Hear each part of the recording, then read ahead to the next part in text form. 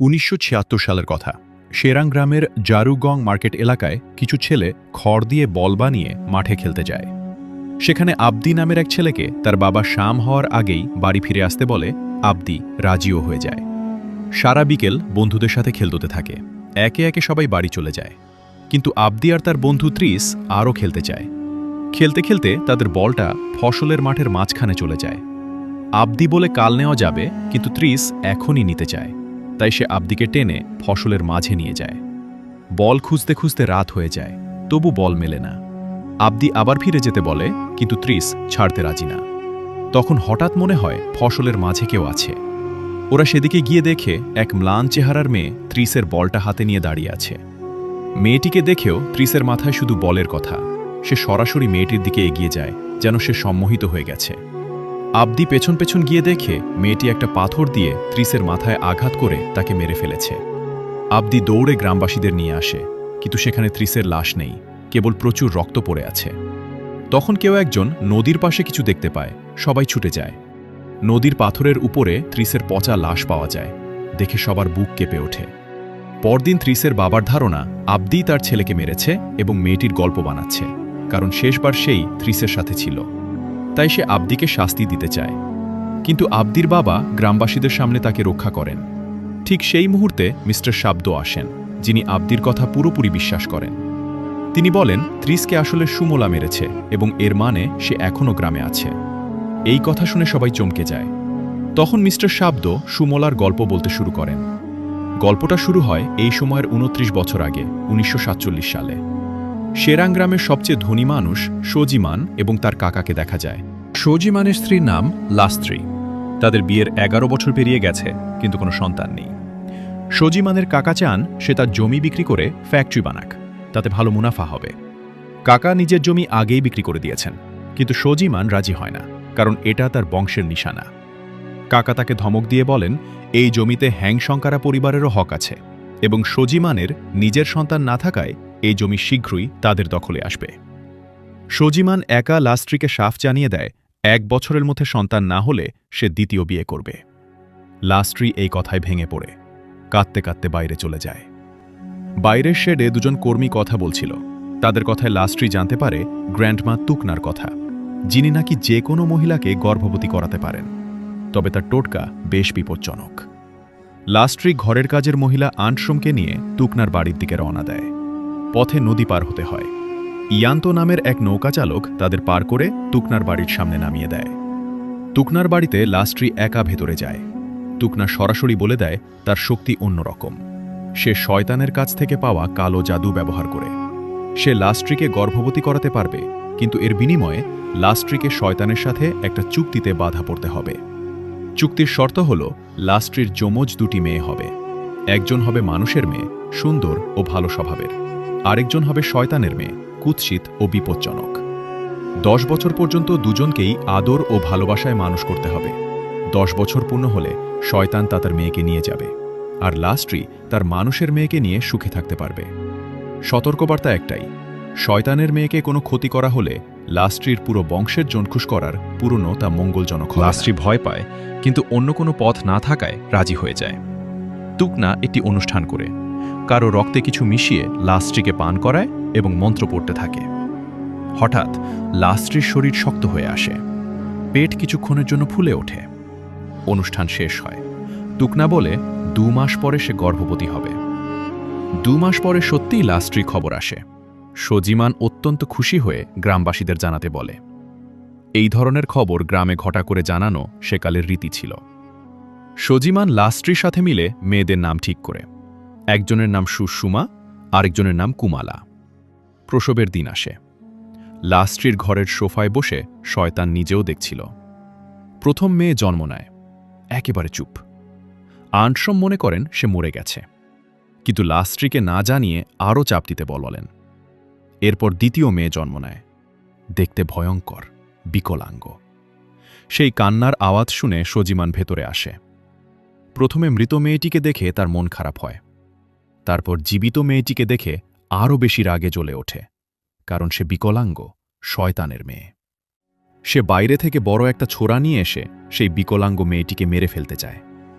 লাস্ট্রি থামাতে চেষ্টা করে, কারণ সে চুক্তির কথা জানত। কিন্তু সজিমান এই চুক্তির কথা কিছুই জানত না, এবং সে মেয়েটিকে মেরেই ফেলে। তখনই অন্য মেয়েটা, যে এতক্ষণ চুপ ছিল, হঠাৎ কাঁদতে শুরু করে। সজিমান খুশি হয়ে শুকিরকে গ্রামে জানাতে পাঠায়। ৩ বছর পরে ১৯৫০ সালে দেখা যায় যে মেয়েটি বেঁচে আছে তার নাম রাখা হয়েছে কুমালা। কিন্তু সে বাম দিক থেকে পঙ্গু। ৩ বছর হলেও ঠিকমতো কথা বলতে পারে না। সজিমান ও লাস্ট্রি এ নিয়ে সবসময় চিন্তিত থাকে। রিশতেদারদের কথায় জানা যায় সজিমান নিজেও ছোটবেলায় বিকলাঙ্গ ছিল। মিসেস রোমি নামের এক মহিলার মালিশে সে ঠিক হয়েছিল। কুমালাকেও তার কাছে নিয়ে যাওয়া হয়েছিল, কিন্তু তাতে কোনো ফলদয় হয়নি। একদিন কুমালা সাইকেল নিয়ে খেলতে চাইলে লাস্ট্রি মানা করে। কুমালা চিৎকার করে ওঠে। শোষজি মানতা দেখে এবং রাগে কুমালাকে একটা শেডের মতো জায়গায় টেনে হিঁচড়ে নিয়ে বেঁধে রাখে। ১৯৫৫ সাল থেকে কুমালার সাথে আরও খারাপ ব্যবহার শুরু হয়। তাকে সবসময় শেডে বেঁধে রাখা হয়। কেউ ভালোভাবে কথা বলে না, অথচ চুক্তি ছিল দুজনকেই আদর দিয়ে বড় করতে হবে। শয়তানের মেয়েকে জন্মের পরপরই মেরে ফেলা হয়েছে, আর কুমালার সাথেও ভালো ব্যবহার করা হচ্ছে না। একদিন কুমালা কোনোভাবে বেরিয়ে বাজারে চলে যায়। সেখানে কিছু বাচ্চা বল নিয়ে খেলছিল। কুমালাকে দেখেই তার পঙ্গুত্ব নিয়ে মজা করতে শুরু করে এবং তাকে মারে।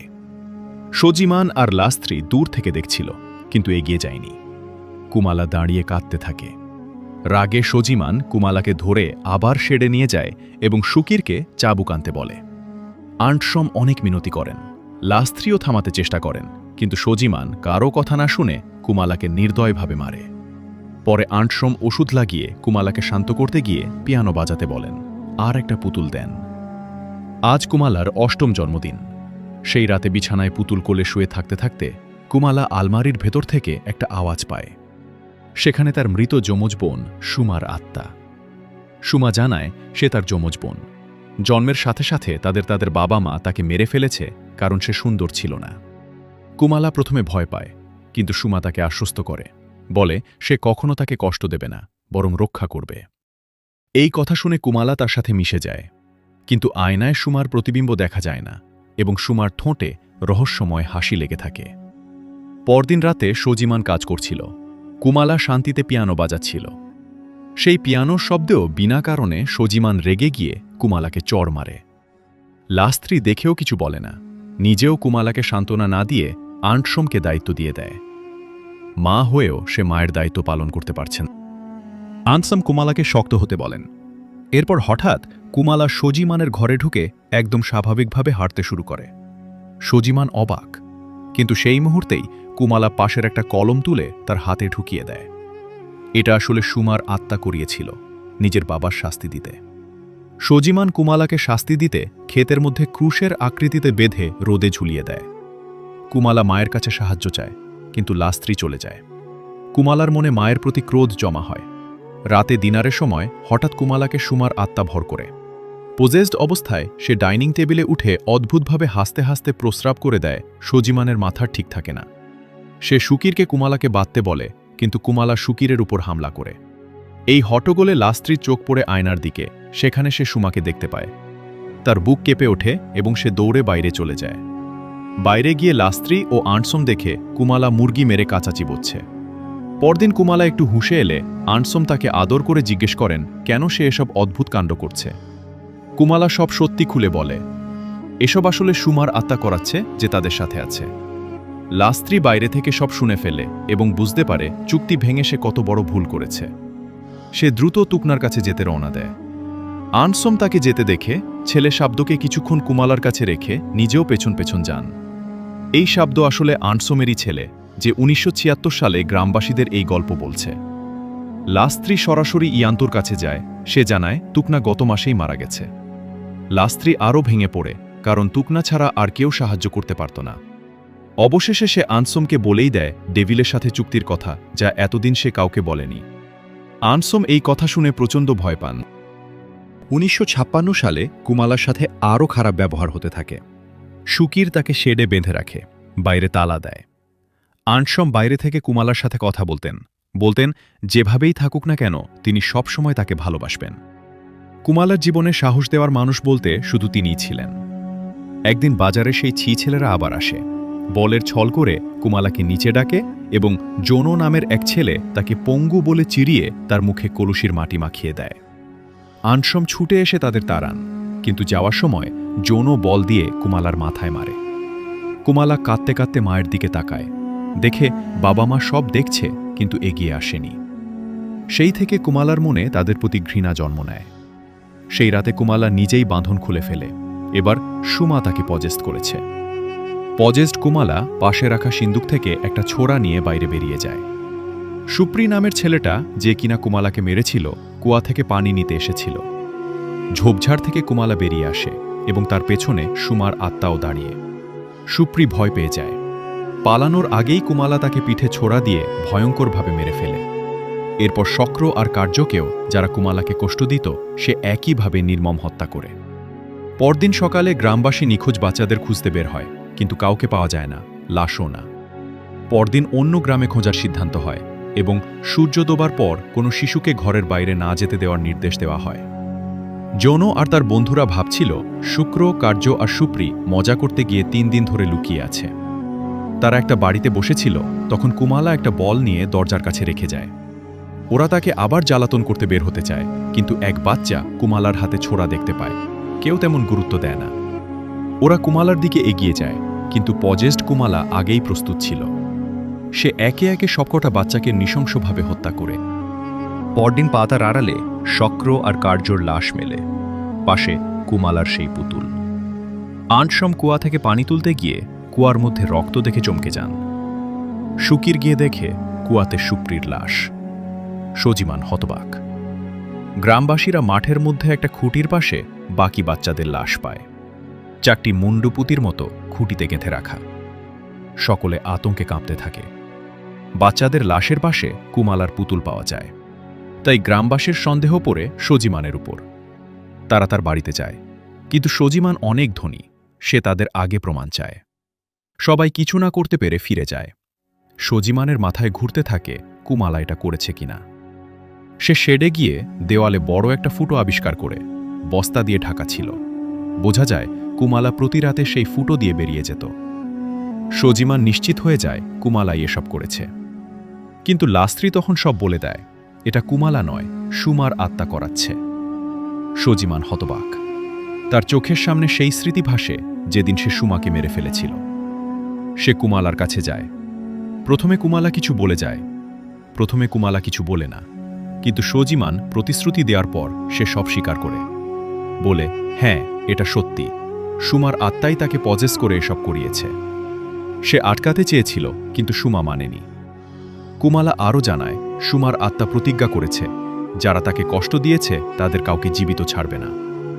সজিমান ভাবতে ভাবতে নিচে নেমে সুকিরকে কুমালাকে আরও শক্ত করে বাঁধতে বলে এবং নিজে মিস্টার কুশনের কাছে রওনা দেয়, যিনি একজন ওঝা জাতীয় মানুষ এবং কুমালাকে সুমার প্রভাব থেকে মুক্ত করতে পারেন। সুকির কুমালাকে বেঁধে রাখে। আনশম তার পাশে বসে তাকে সান্ত্বনা দেন। সেই রাতেই কুমালার 9ম জন্মদিন। কুমালা আনশমকে উপহার হিসেবে চলে যেতে বলে, কারণ সুমা জানিয়ে দিয়েছে 12টা বাজলেই সে পজেস করে নেবে। কুমালা চায় না পজেসড অবস্থায় আনশমের ক্ষতি হোক। আনশম ছেড়ে যেতে চান না, কিন্তু কুমালার জেদে ছেলে শাব্দকে নিয়ে চলে যান। একটু পরে সুকির কুমালার জন্য খাবার নিয়ে আসে। কুমালা খাবার ভালো লাগছে না বলে একটা তেলাপোকা ধরে সামনেই খেতে শুরু করে। সুকির বিতৃষ্ণায় চলে যায়। ওদিকে সজিমান কুশনের কাছে পৌঁছে সব বলে।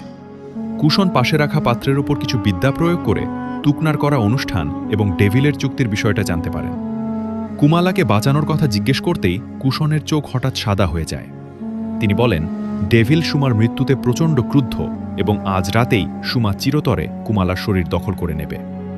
তারপর হুঁশে ফিরে তিনি সজিমানকে একটা ছোড়া দেন যা কুমালার শক্তি কমাতে পারবে। সেই ছোড়া দিয়ে কুমালাকে দুর্বল করে কুশনের কাছে নিয়ে আসতে বলেন, তবে চেতাবনীও দেন যদি সব নিয়ন্ত্রণের বাইরে চলে যায় তাহলে ছোড়াটা সুমার অর্থাৎ কুমালার বুকে বিধিয়ে তাকে শেষ করে দিতে হবে, কারণ ডেভিলের সন্তানকে জীবিতদের দুনিয়ায় ছাড়া যায় না। সজিমান রাজি হয়ে ছোড়া নিয়ে বাড়ির দিকে রওনা দেয়। তখন রাতে ঘুমন্ত সুকির কুমালার ডাক শুনতে পায়। কুমালা নিজেকে আবার মুক্ত করে ফেলেছে এবং পজেসড। সে সুকিরের ঘরের বাইরে এসে কাদার ভান করে। সুকির তাকে ধরতে গেলে কুমালা ছোড়া দিয়ে হামলা করে। প্রথমে সুকির বেঁচে যায়, কিন্তু এতটাই ভয় পায় যে সজিমানের বাড়িতে ঢুকে গেট বন্ধ করে দেয়। কুমালা ছোড়া দিয়ে গেট ভেঙে ভেতরে ঢোকে এবং পালাতে গিয়ে সুকিরের বুকে ছোড়া ছুঁড়ে মারে, তারপর গলা কেটে দেয়। এরপর লাস্ত্রীর পালা। সে ঘুমন্ত অবস্থায় পিয়ানোর শব্দ শুনতে পায়, পিয়ানো রুমের দিকে যায়। সেখানে পৌঁছলে কুমালার রহস্যময় হাসি হেসে তার দিকে এগিয়ে আসে। লাস্ত্রী বুঝতে পারে কুমালার ভেতরে সুমাই আছে। আয়নার প্রতিফলনে সে এটা আগেই দেখেছিল।